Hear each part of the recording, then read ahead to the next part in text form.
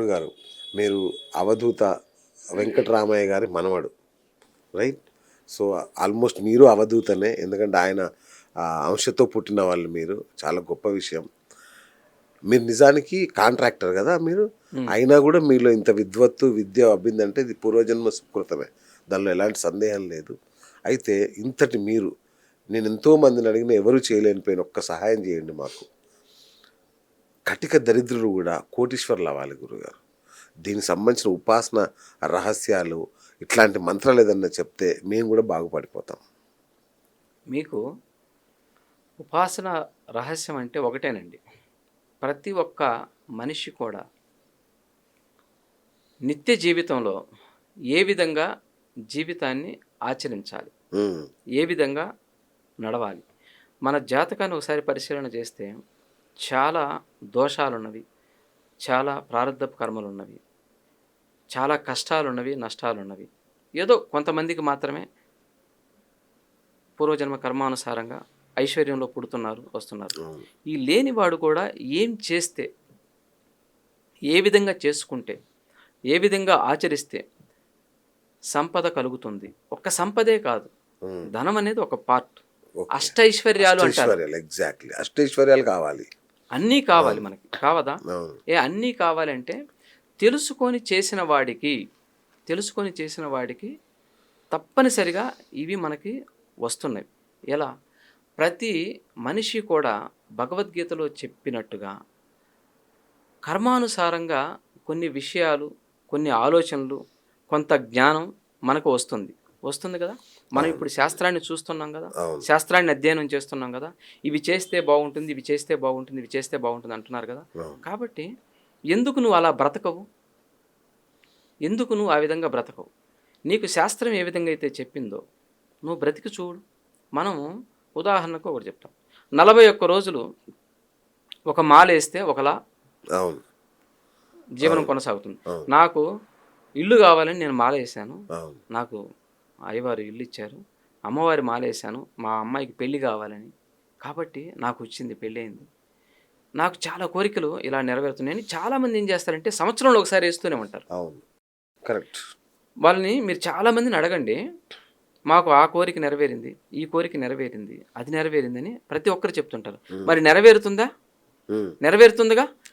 ఎలా నెరవేరుతుందండి? కేవలం ఈ మాల వేసినందువల్ల, దుర్గమ్మ మాల వేసినందువల్ల, అయ్యప్ప స్వామి మాల వేసినందువల్ల, నియమంగా నిష్టగా ఉన్నందువల్ల తనకి నెరవేరుతుంది. ఎన్ని రోజులు చేస్తున్నాడు? 41 రోజుల పాటు ఒక మండల దీక్షను చేస్తున్నాడు. కానీ ఇక్కడ అసలు రహస్యం ఏంటంటే, ఈ 41 రోజు నువ్వేం చేస్తావు? అసలు శాస్త్రం ఏ విధంగా చెప్పిందో అలాగే బ్రతుకుతావు కదా. నియమాలు ఏదైతే చెప్పినాయో, కఠోరమైన నియమాలు ఏ విధంగా అయితే చెప్పినాయో ఆ నియమాలను పాటిస్తూ బ్రతుకుతావు కదా. కాబట్టి కొన్ని కోరికలు మీకు సిద్ధించాలంటే కొన్ని నియమాలు పెట్టుకుంటే అవి సాధించబడుతున్నాయి. కాబట్టి మీరు కోటీశ్వరుడు అవ్వాలి, సపోజ్ డబ్బే కావాలి. కాబట్టి మీరు 41 రోజు కాకుండా ఎంత నియమంగా మీరు జీవితాన్ని ఆచరిస్తే మీరు ఆ దశకి చేరుకోగలరు. కాబట్టి ఈ 41 రోజులు చేయొద్దండి, జీవితాంతం చేయండి. జీవితాంతం చేయండి.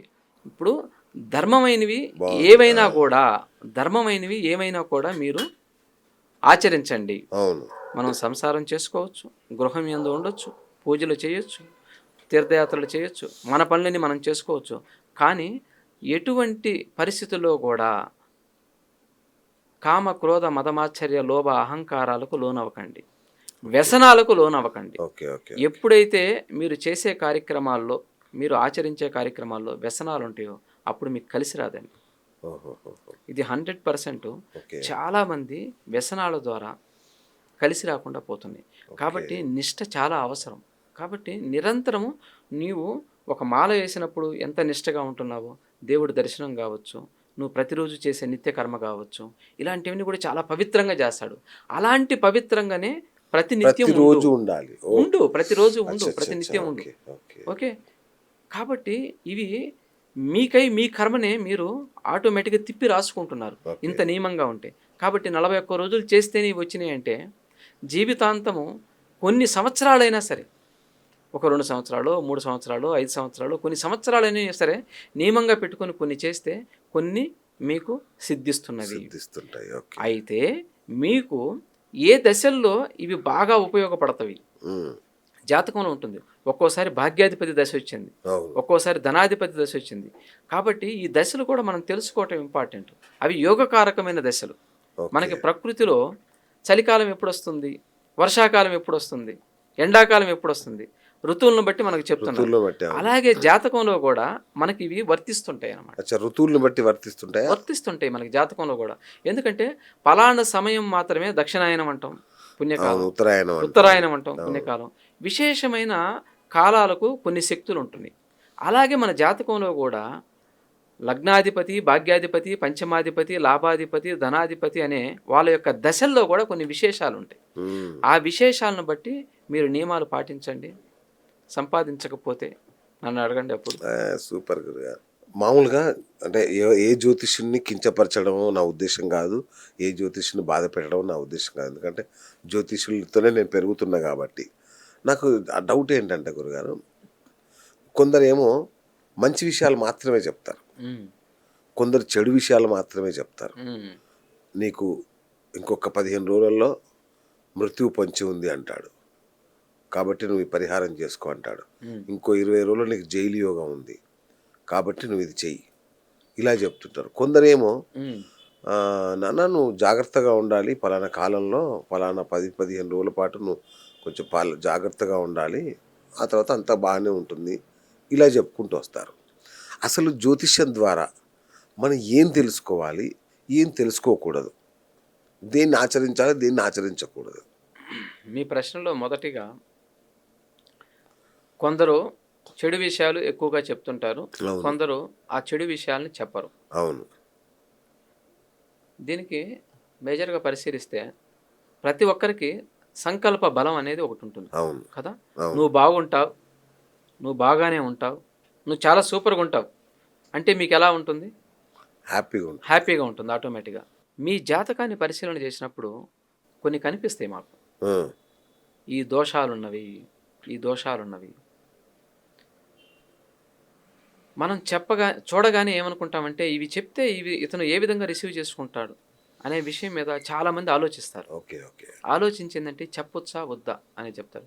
కొంతమంది ఏంటంటే చెప్పేస్తుంటారు పర్టికులర్గా, ఇది బాగలేదు, అది బాగలేదు, ఇది చేసుకోకపోతే అది అయిపోతావు, ఇది అయిపోతావు అంటారు. కానీ ఏంటంటే మనిషిని భయపెట్టడం మాత్రమే మన లక్షణం కాదు.